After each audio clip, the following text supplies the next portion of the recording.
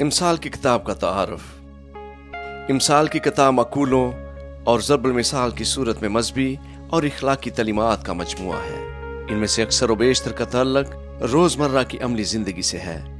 آغاز ہی میں یاد دلایا گیا ہے کہ علم و فہم حاصل کرنے کے لیے خداوند کو بزرگ و برتر اور معظم اور معزز ماننا ضروری ہے۔ اس کے بعد نہ صرف مذہبی اخلاقیات کی باتیں ہیں بلکہ خوش اخلاقی، اداب و اطوار اور عقل عامہ کی باتیں بھی ہیں۔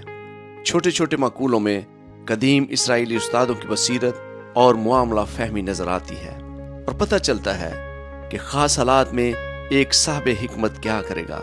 ان میں سے بعض کا تعلق خاندانی تعلقات سے اور بعض کا تعلق کاروباری معاملات سے ہے۔ کچھ مقولے وہ بھی ہیں جو سماجی اور معاشرتی تعلقات میں تکلفات اور آداب مجلس کا بیان کرتے ہیں اور کچھ ضبط نفس کی ضرورت بیان کرتے ہیں۔